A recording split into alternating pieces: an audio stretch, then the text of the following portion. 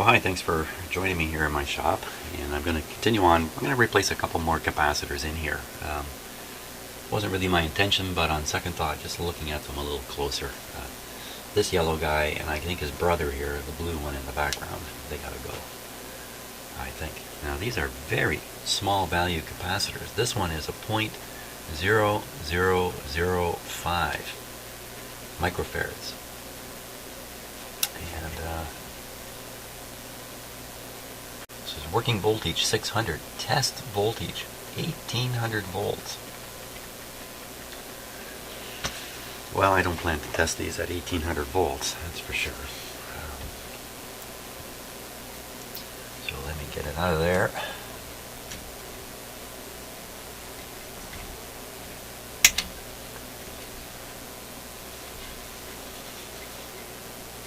Uh-oh. Cat activity. We gotta run. Okay, that's one of our cats. When he wants attention, he goes and paws at the blinds on our window, which of course are down in the morning or the evening. And if he paws at them enough, he's going to ruin the blinds. So every time he paws at the blinds, we jump. And he unfortunately has figured this out. Cats figure this stuff out pretty easily. So now anytime he wants attention, it's over to the blinds.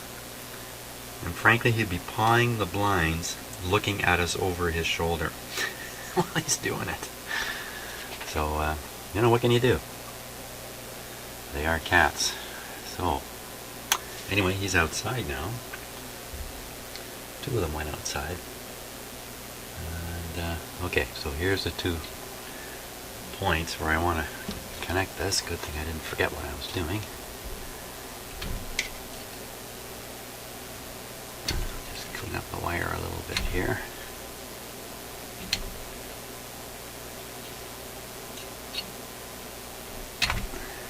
Maybe I can get this on the close-up camera here. Let's check it out.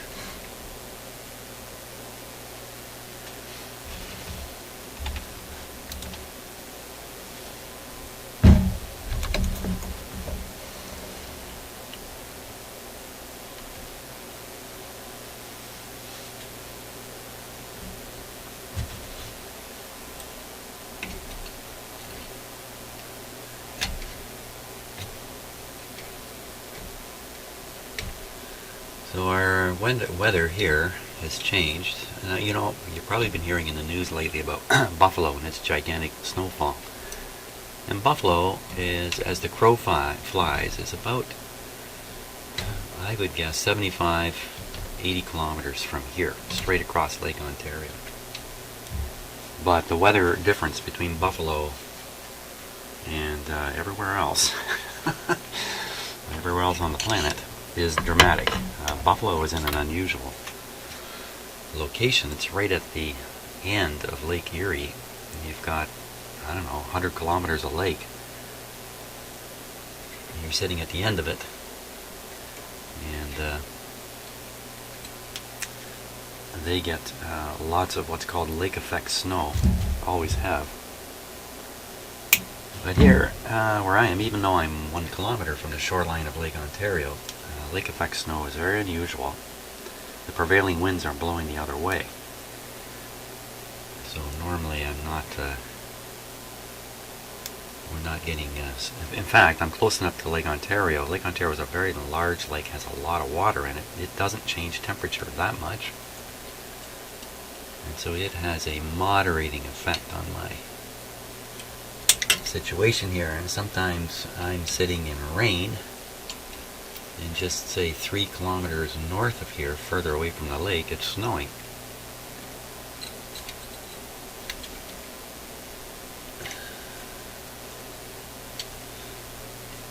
And for those of you who are not Canadians, I think Canadians are known as the people who pay more attention to weather reports than anybody. You just have to live in this country for a while, a short while, to figure out why that might be. It's a big country with an awful lot of different weather going on. And we love our weather reports. You really, if you live in Canada, you really need to plan your days around the weather. You need to keep an eye on what the forecast is the next couple of days, and time things. And I'm sure this is true in lots of countries. I'm not thinking we're the only ones with the weather,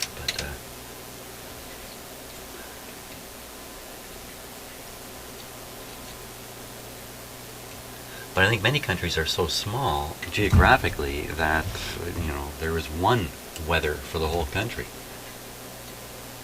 Here in Canada, there's dozens of weather potential different weather reports across the country.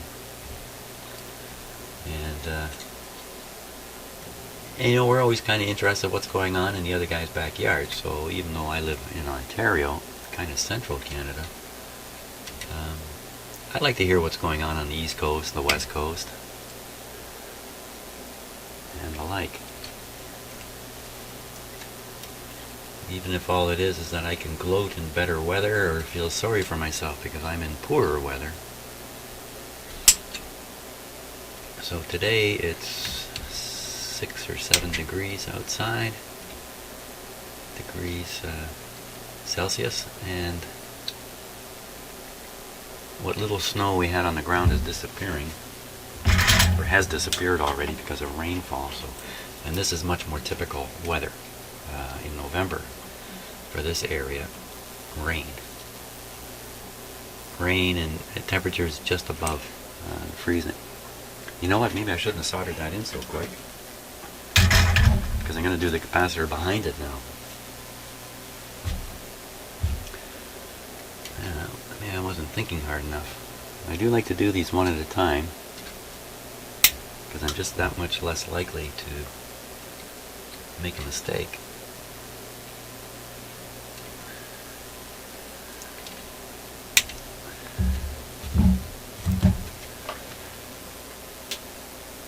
Okay, so the one in behind, let's see, one lead comes here, and the other lead is way over here, so that's going to be no problem. I have to cut it out to see what size it is.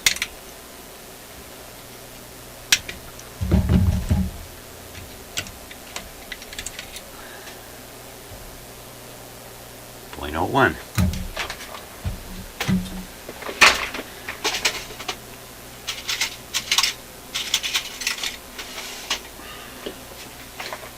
I gotta get the capacitor with long leads here. That'll do it. I'm going to want to tuck it in behind. Similar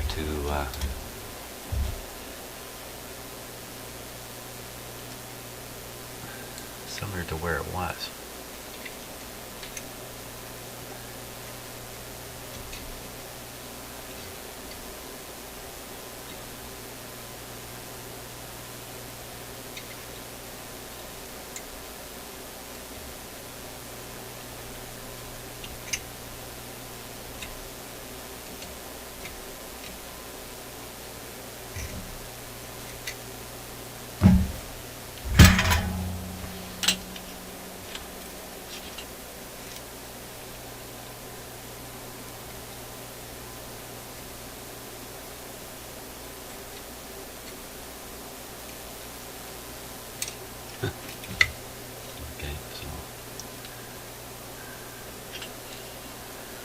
The lead I soldered to just fell off there, so that's not going to work.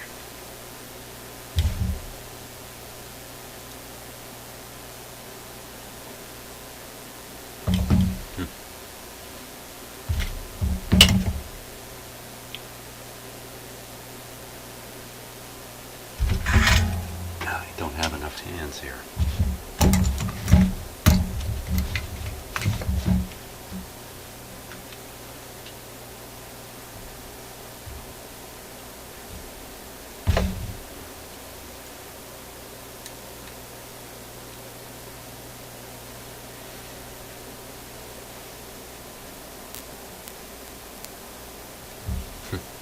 Careful, soldering iron, don't go anywhere. There we go.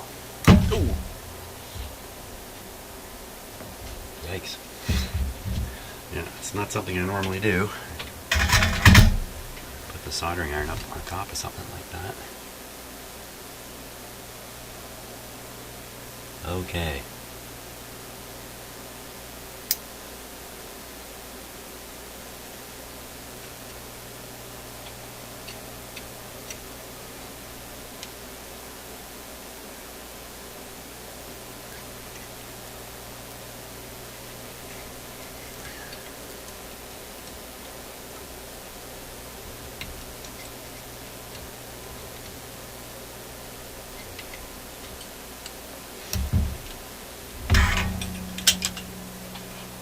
Oops.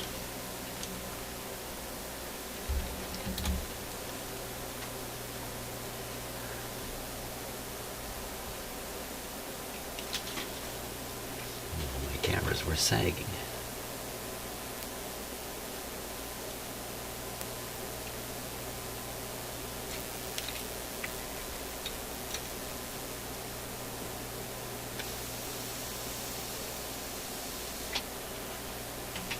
There we go. Now I had planned to kind of stick this in the back here.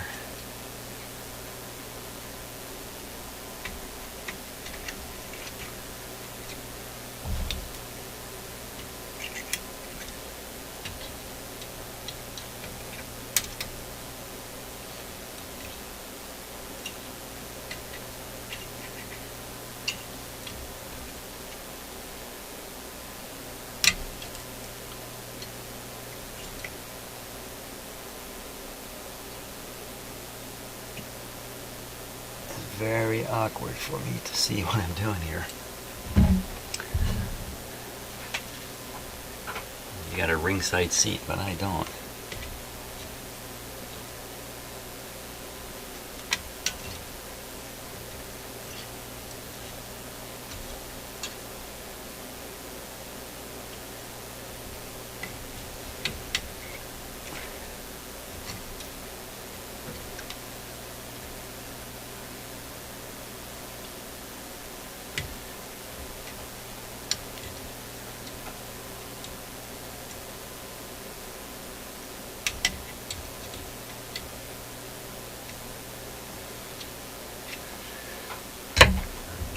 Solder that.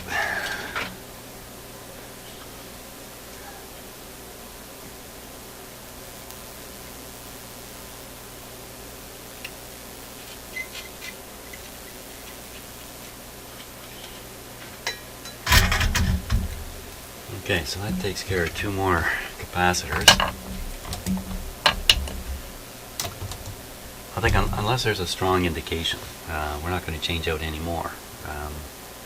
You know, there's a couple in here that, you know, there's 3 more wax paper ones down here, and this guy, this molded guy. But I'm going to leave him in for now.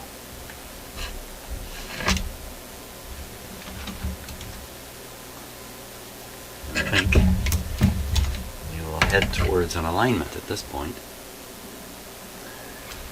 Oh, I should do something with this power cord first.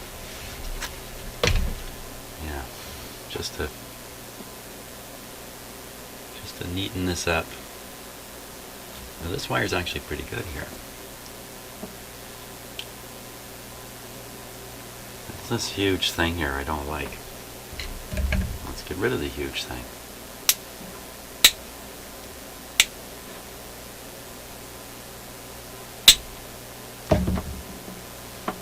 Put in our own huge thing.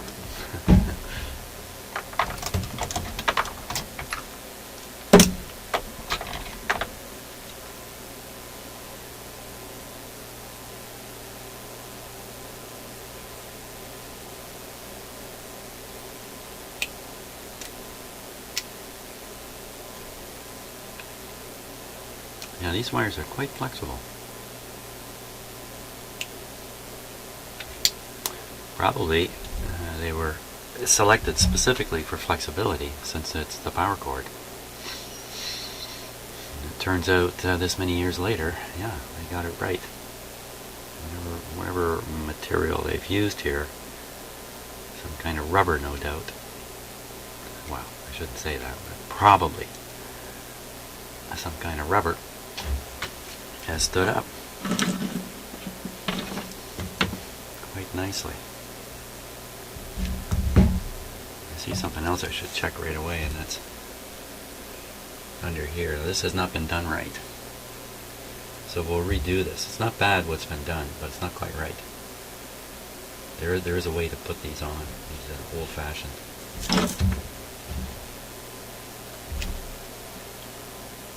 Old-fashioned, non-polarized plugs.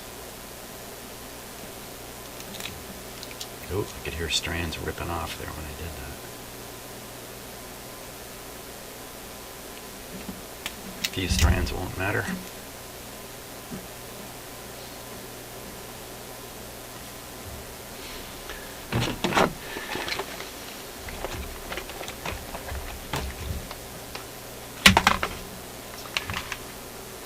Okay, how about a nice big white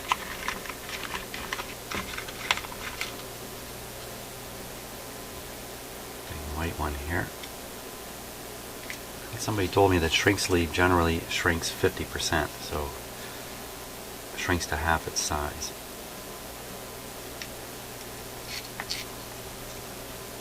But I think that'll work. Okay, we'll maybe use this much of it here.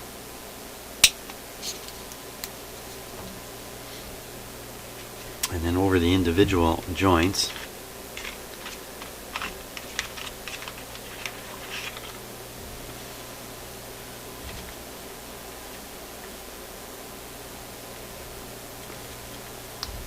I'll use this yellow.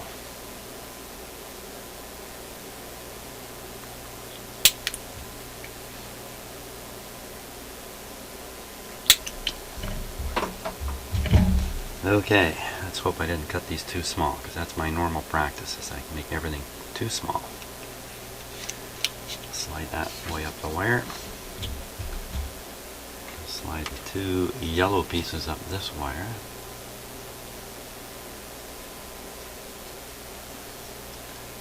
I have to slide these far enough away they won't be affected by the splicing heat.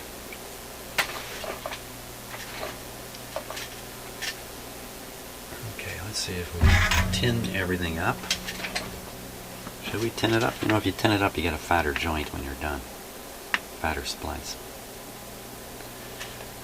Let's see if we can get away without tinning it. When you don't tin it, you can get a pretty messy thing happening here if you're not careful. You get all the strands spread out all over the place. And that looks pretty good. Just hope the solder flows nicely onto it.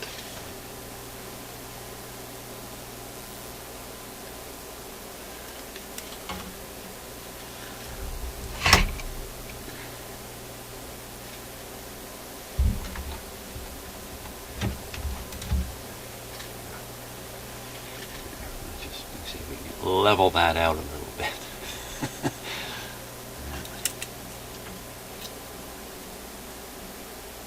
Or else it looks like I'm shooting a Batman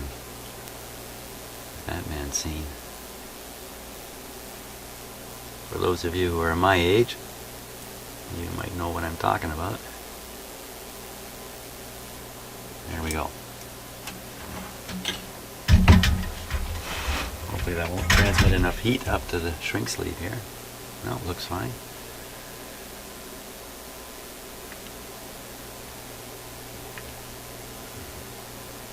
See the loose strands coming out?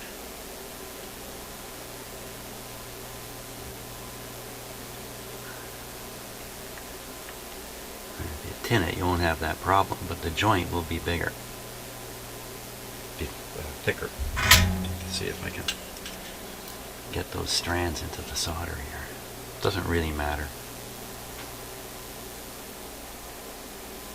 It's not like this is a vacuum cleaner or something that's going to draw a lot of power. It's 30 watts. 30 watts. So, you know, of course, when I was younger and when you were younger, we thought nothing. There's some bare copper right there.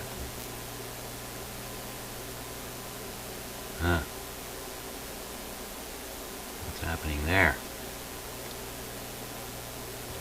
make sure I get that covered. Jeepers. How about this one? This one looks fine, but... Oh boy, I bet you I didn't cut the... well, we'll find out. We will find out. If I cut the shrink sleeve long enough to reach that defect in the insulation there. I've lost track of what I was saying. Babbling about some TV show or something. Yeah, that's the thing. When you're sitting here alone and you kind of lose track, you can't turn to the other guy and say, what was I just talking about?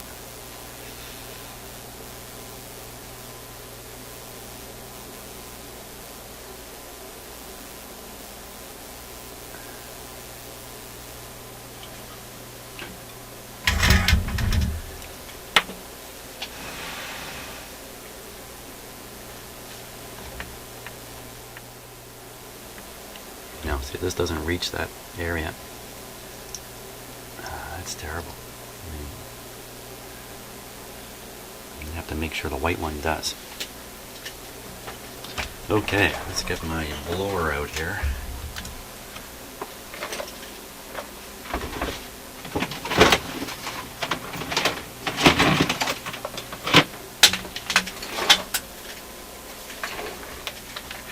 We'll shrink that stuff down. Uh-oh. Uh-oh. Just looking up the microphone indicators on my recording. No. Thought for a minute there you were listening to hum.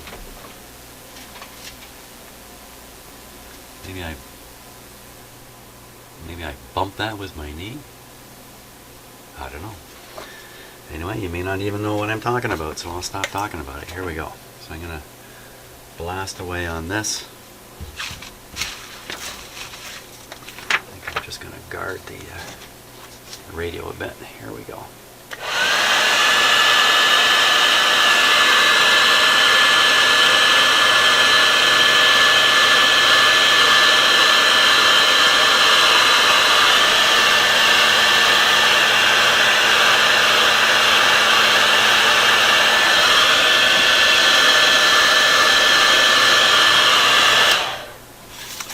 That does get hot.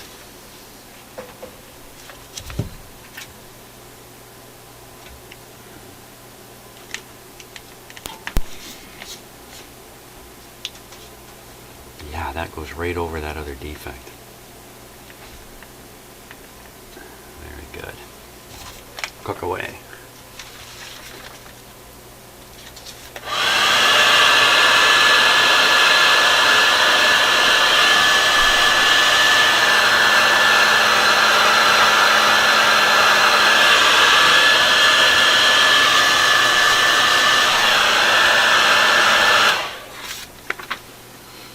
Okie dokie. That's a little better than what was there before.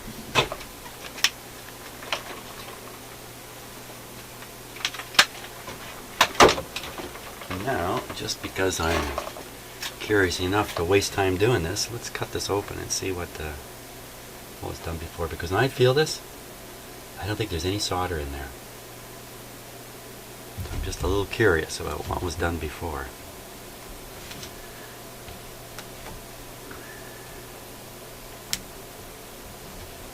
I certainly wouldn't recommend making a joint like this without solder. It's really well taped. I'll hand it to whoever did it. A really nice job taping it.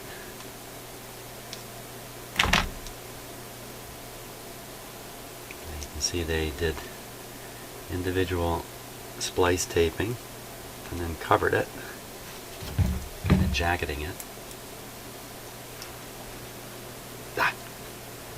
Amazing.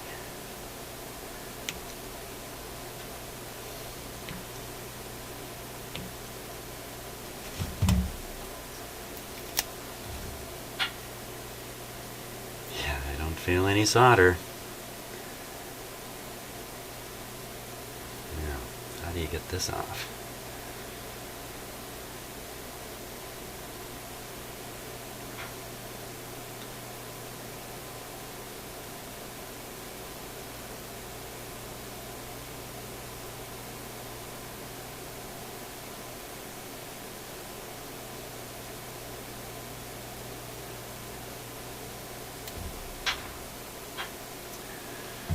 knew this would take a little bit of time to do. You know what I'm doing? I'm going to cut right through the middle of it here. Don't want to spend a lot of time on this. Well, no solder.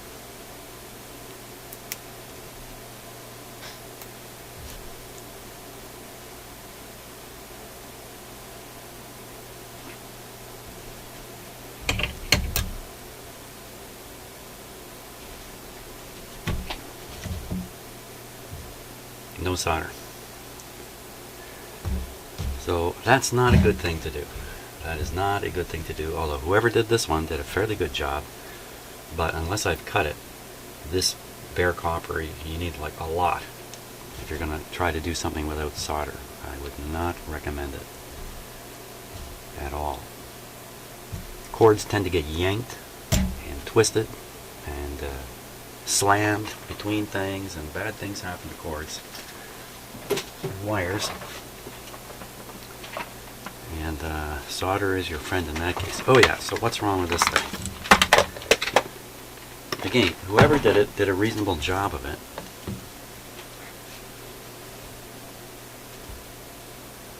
But when you put wires on one of these, there's a very particular way of pulling the wire into here. Let's get a screwdriver here.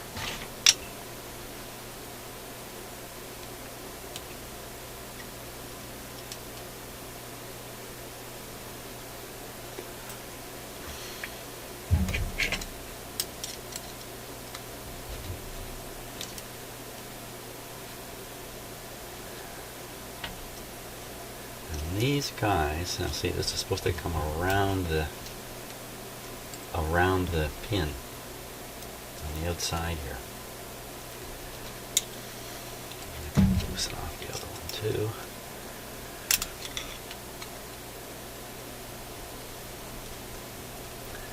In fact, I'm going to improve this quite a bit. I'm going to tin these wires here. Again, the problem here with these kinds of wires is individual strands will come out, wander out. Well, a plug like this, it's got no cardboard protector on it, not that that's much protection either. Now you're going to pull on this. Your finger is just a millimeter away from the wire. And if any of these strands have come loose under the screw and come out, see how you can actually grab the wire. Plug yourself in. That's not too good. So we want to tin this to stop the strands from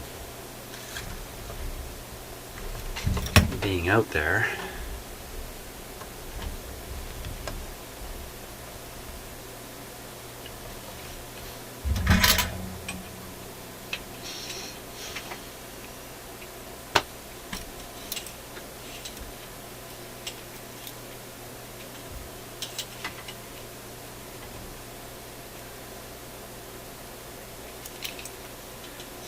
Looking at the focus situation here.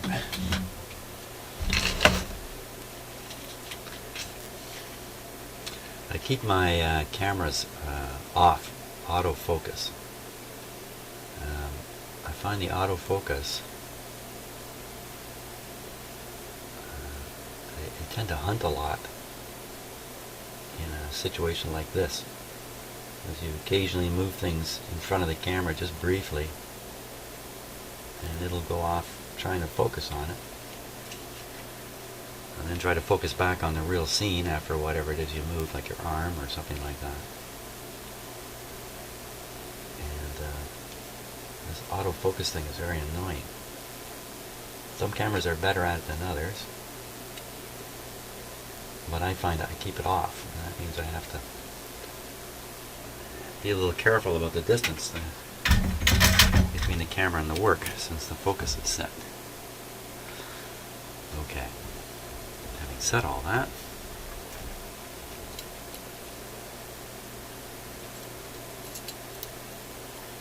okay, I don't normally make like, I'm not trying to make instructional videos, in case you haven't figured that out, although you can certainly see what I'm doing about things and make your own choice about how you want to approach things.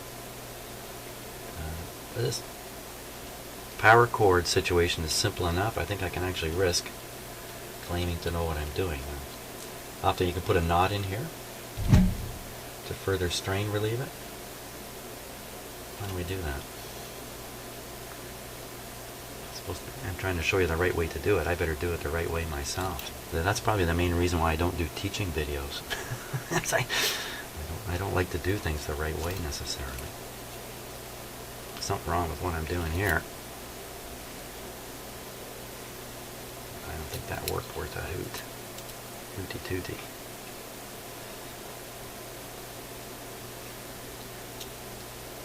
It's a bad situation being made worse, so never mind. There is a better way to do this. I'm sure you can find a good video on the internet on it.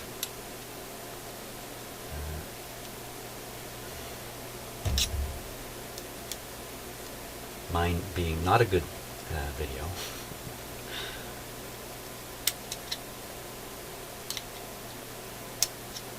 But I think, you know, a lot of this stuff, really, it's about applying basic common sense. And only occasionally are there tricks to doing these things. I'm going to crank this down pretty tight. You see, there's no chance of free strands coming out. There are no free strands to come out. Because I got the wire wrapped around the prong, there's a certain amount of strain relief going on there in case you tug on the wire, which inevitably will get tugged on. It's going to happen.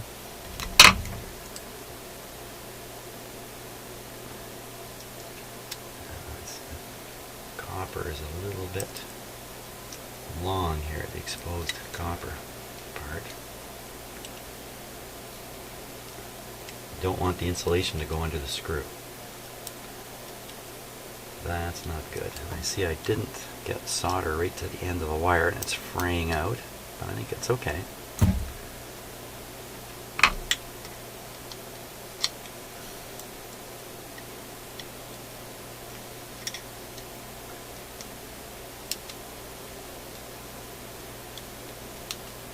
And there's also a direction to put a wire under the screw, and I'm doing it the right way if you look. If you put the wire under kind of the same way the screw rotates when you tighten it, tightening the screw will pull the wire under further.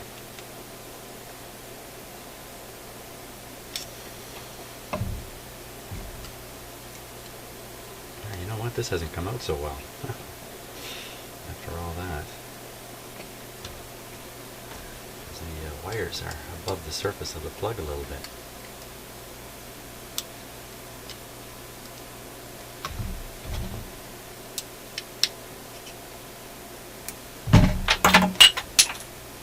Pulling back here pretty hard. That's going to work. And you're not going to touch anything. Okay.